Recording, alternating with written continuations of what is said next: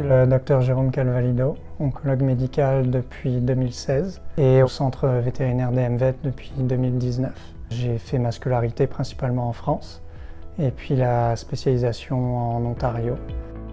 La radiothérapie en médecine vétérinaire, c'est le traitement de la tumeur par des rayonnements ionisants, donc qui vont être nocifs pour la tumeur. Au centre vétérinaire DMVet, la Chine, on utilise la radiothérapie externe.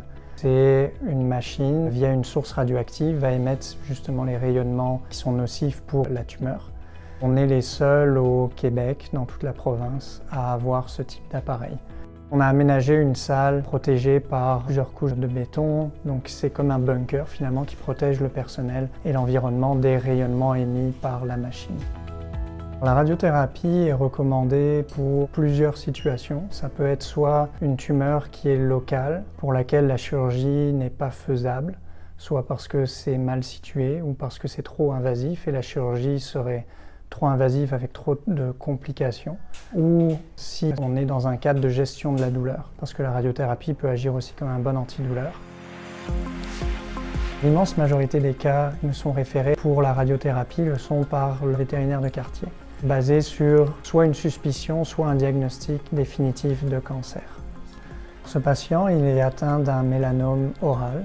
C'est le même cancer que le cancer de la peau chez nous, lié au rayonnement du soleil. Mais chez les chiens, c'est pas du tout lié au rayonnement du soleil. On le trouve principalement dans la bouche, au niveau des gencives, des muqueuses ou de la langue. On va placer le patient sur la table. On va le maintenir attaché en toute sécurité et puis on va placer vraiment la tumeur au centre du champ de radiothérapie. Donc on peut utiliser des lasers qui nous permettent d'évaluer la hauteur de la table par rapport à la source de la radiothérapie. Une fois que le patient est placé sur la table, nous on sort du bunker pour ne pas s'exposer au rayonnement de la radiothérapie. Et depuis une salle de contrôle avec des moniteurs vidéo, on peut s'assurer que tout se passe bien, que le patient est bien endormi.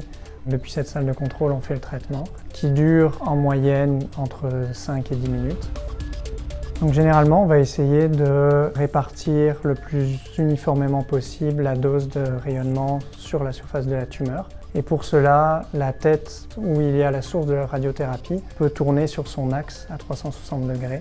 Et donc on va généralement diviser la dose en 2 ou 3 champs différents pour vraiment répartir la dose le plus uniformément possible. Les effets secondaires en radiothérapie sont principalement locaux, donc localisés au niveau du site de la tumeur, donc ça c'est important. C'est ce qui fait que c'est bien toléré, parce qu'on ne s'attend pas à des effets sur le reste du corps. La majorité des effets secondaires arrivent vers la fin des traitements ou juste après, et peuvent durer 1 à 2 semaines en moyenne. Le plus courant, c'est une perte de poils qui est temporaire, mais parfois quand ça repousse, ça peut repousser d'une couleur différente. Et puis, selon le protocole et la sensibilité du patient, on peut avoir une certaine irritation au niveau de la peau ou des muqueuses selon le site qui est traité. Là encore, le plus souvent, c'est léger, temporaire, et ça se traite généralement bien avec des antidouleurs, des anti-inflammatoires ou autres. Le suivi recommandé après la radiothérapie va dépendre du protocole et du patient et de son cancer. Si la radiothérapie est le seul traitement qui est recommandé, on va généralement revoir le patient 2 semaines après la fin de la radiothérapie pour vérifier qu'il n'y a pas d'effet secondaire majeur. La radiothérapie a plusieurs avantages par rapport à d'autres thérapies, comme la chirurgie et la chimiothérapie. Par rapport à la chirurgie, par exemple, la radiothérapie va être beaucoup moins invasive, étant donné que c'est des rayonnements invisibles. Donc il n'y a pas de risque de saignement comme on peut avoir avec la chirurgie ou de complications liées à la fonction d'un membre par exemple. Ça permet aussi d'aller traiter des tumeurs qui ne seraient pas accessibles avec la chirurgie justement à cause du risque de complications sur les organes sains qui sont autour de la tumeur. La radiothérapie est un outil réellement efficace dans la lutte contre le cancer qui peut être utilisé seul ou en association avec d'autres modalités comme la chirurgie et la chimiothérapie. Et c'est généralement là qu'on a la meilleure efficacité pour le contrôle du cancer.